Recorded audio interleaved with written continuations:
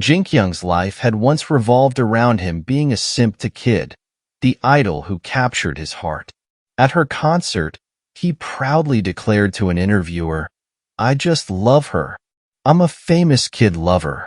The joy of that moment quickly soured when online trolls twisted his words, branding him as a creepy individual with disturbing interests.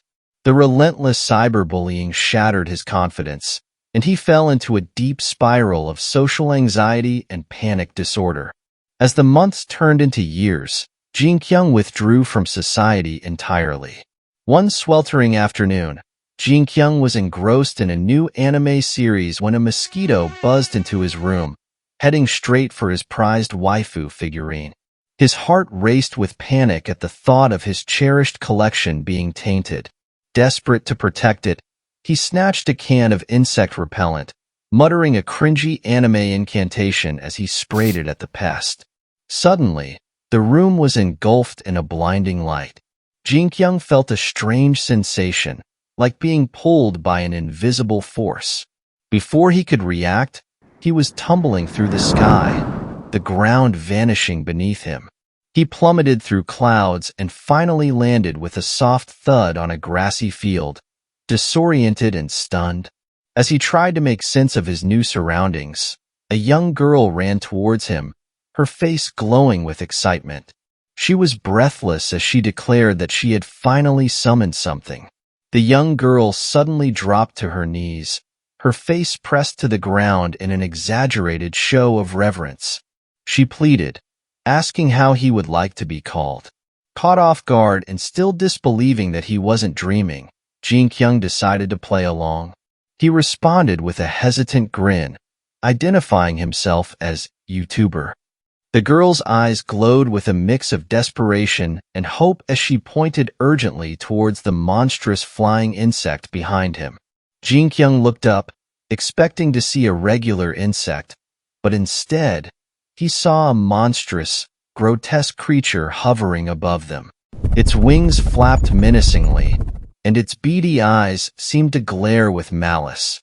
The sight was so overwhelming that Jinkyung thought the girl must be out of her mind to ask him to tackle such a beast. Still convinced he was dreaming, Jinkyung shrugged and reluctantly grabbed the insect repellent which he had brought from his own world. With a cringe-worthy chant, he sprayed the repellent at the creature. Nothing happened. He looked back at the girl, who now wore an expression of sheer embarrassment, clearly thinking him a fool. She should have summoned Saitama instead. Just then, the monstrous mosquito exploded in a spectacular burst of light, leaving Jinkyung and the girl in stunned silence. The girl's eyes widened in shock as she wondered how a weak summoner like her had managed to summon such a powerful being.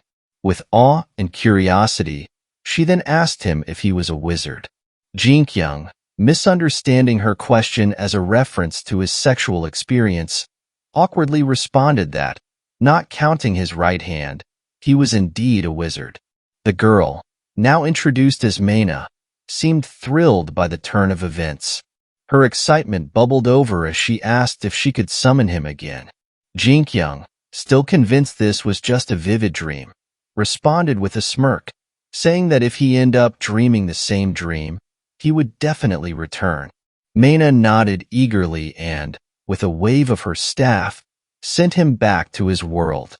Jinkyung blinked as he found himself back in his room, but the exhaustion still clung to him like a heavy fog. As he rubbed his eyes, he noticed leaves scattered around his feet, adding to the surreal haze of his awakening. His mother, noticing the plate he had forgotten to bring out, called out with concern, asking if he had eaten. Meanwhile, his father, stepping out to smoke, glanced back with a look of disappointment, muttering under his breath about his son's reclusive lifestyle and calling him trash. As Jinkyung restarted his PC, a familiar whirl of noise filled the room. Before he could process what was happening, the world around him shifted violently. In a blink, he was yanked from his room and hurled back into the fantasy realm he had briefly visited. Meanwhile, Maina had returned to her camp, where her companions, Sir Jake and Lady Alara waited. As they gathered around, the camp was interrupted by the sharp ring of a bell. Sir Jake's expression turned serious as he explained that the bell signaled the beginning of an investigation by the fallen. This ancient order, bound to a mystical mountain, monitored human activities, particularly those that threatened nature. If humans overstepped, the master of the mountain would send the fallen to either take them away or brand them. Mena recounted the events with urgency, explaining how her summoned spirit had inadvertently caused damage in the mountains by destroying the giant mosquito. Yet, Lady Alara scoffed, dismissing her story as an exaggeration from an apprentice summoner. Just then, a foreboding presence approached their camp. The air grew heavy, and a fallen emerged from the shadows, signaling that their investigation had indeed begun. Despite their confusion about the unexpected attack, Sir Jake and Lady Alara stood on business. Lady Alara, determined to gain the upper hand, summoned a powerful djinn to aid them. Yet, before the djinn could even react, it was swiftly incapacitated by a fallen. The group, sensing the threat growing closer, saw a horde of fallen rushing towards them. Without hesitation, they turned and fled. As they sprinted through the dense forest, the ground uneven beneath their feet, Mena's foot caught on a tree root. She stumbled and fell hard to the ground. Her breath knocked from her chest. Panic surged through her veins as the others, not realizing she was down, continued to run. Scrambling to her feet, she felt the ground vibrate with the approach of the fallen. Fallens closed in around her, and within moments, she was surrounded, and so she fainted. When she awoke, she felt a searing pain on her forehead and then a fresh brand, marking her as their prey.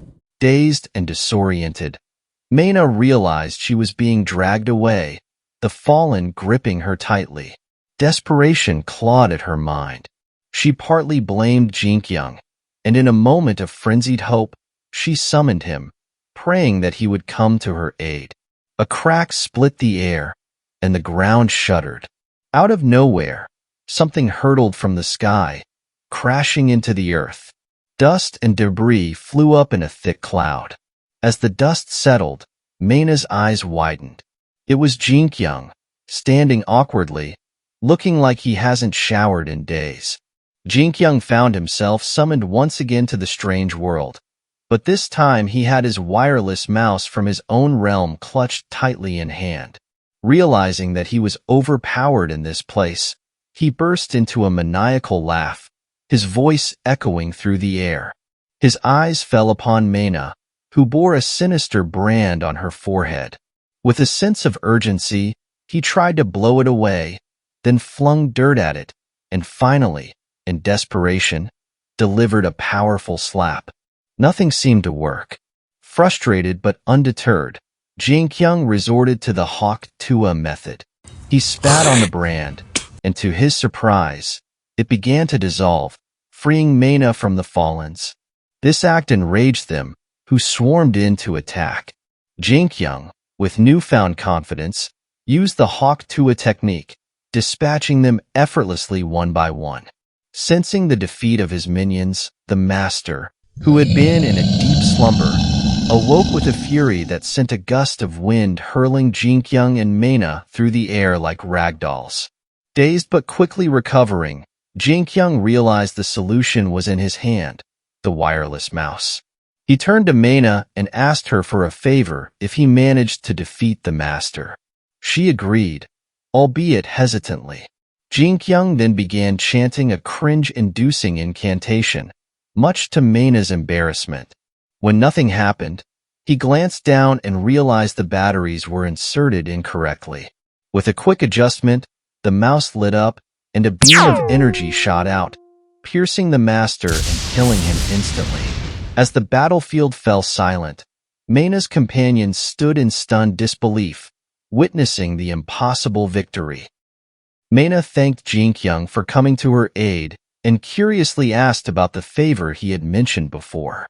Caught off guard, Jinkyung blushed and stammered, saying he would reveal it next time. Mena beamed, knowing this meant they would meet again. Before sending him back to his world, she gifted him an e-tag that would glow if she was ever in danger. Back in his reality, Jinkyung woke up feeling invincible. He eagerly logged onto online forums to brag about his newfound strength, but his excitement was met with ridicule. Everyone dismissed him as delusional, and some even mocked his story. His mood soured further when he saw a television broadcast featuring his idol, Kid. She revealed her real name, Young Kid, and talked about how people always made fun of it.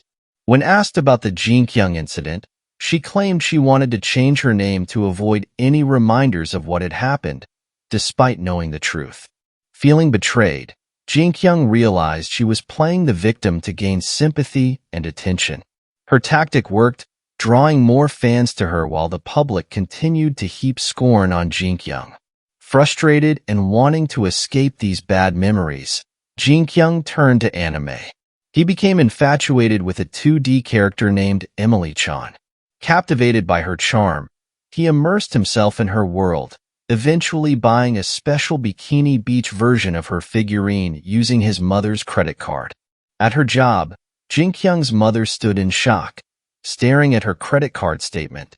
She was surprised to see unexpected charges, knowing that her son, who had withdrawn from the world for so long, hadn't bought anything in years, finally bought something. Meanwhile, Jinkyung, having just finished watching his latest anime, heard the doorbell ring. Alone at home and facing his own personal trial, he hesitated.